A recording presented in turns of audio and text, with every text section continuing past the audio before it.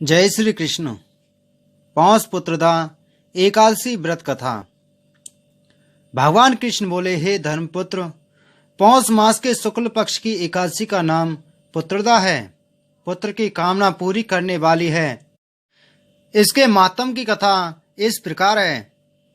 एक समय भद्रावती नगरी में एक संकेतमान राजा राज्य करता था। उसकी स्त्री का नाम शैब्या था।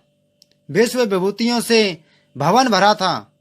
द्वार पर चिंतामणियों का प्रकाश था, परंतु राजा की आंखों में अंधेरा सा प्रतीत होता था, कारण कि उसके पुत्र नहीं था और वह स्वर्ग के सुखों को नरक के समान कहता था।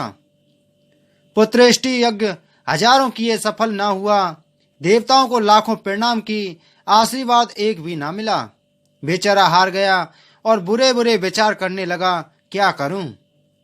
विष खा लूं और भूत बन जाऊं तो अच्छा है। परंतु यह चिंता अच्छी नहीं थी। फिर विचार करने लगा, आत्मघात करना महापाप है। इस चिंता में छूटने का उपाय वनवासियों से पूछूं। घोड़े पर सवार होकर वन विहार करने लगा। पशु पक्षी इत्यादि जीवों को पुत्रों के साथ खेलते हुए देखा।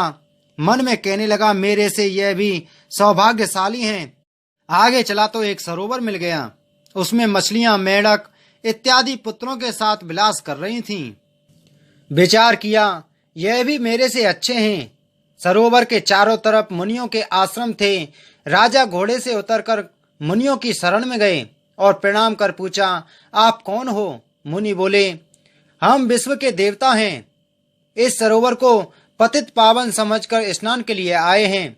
आज पुत्रदा एकादशी का पर्व है, जो पुत्र की इच्छा पूर्ण करती हैं। राजा बोला, क्या यह दिव्य फल मुझे भी व्रत करने से मिल जाएगा? विश्वदेव बोले, हमारी बात सत्य होगी, परीक्षा करके देख लो। राजा ने श्रद्धा से पूर्णता पुत्रदा एकादशी का व्रत कर रात्रि को जागरण किया। प्रातः भवन में चला गया। 9 मास के बाद उसके पुत्र उत्पन्न हुआ। राजा के दिल को धैर्य मिला। पितृ भी प्रसन्न हो गए। इस कथा को सुनने से भी स्वर्ग मिलता है। जय श्री कृष्ण।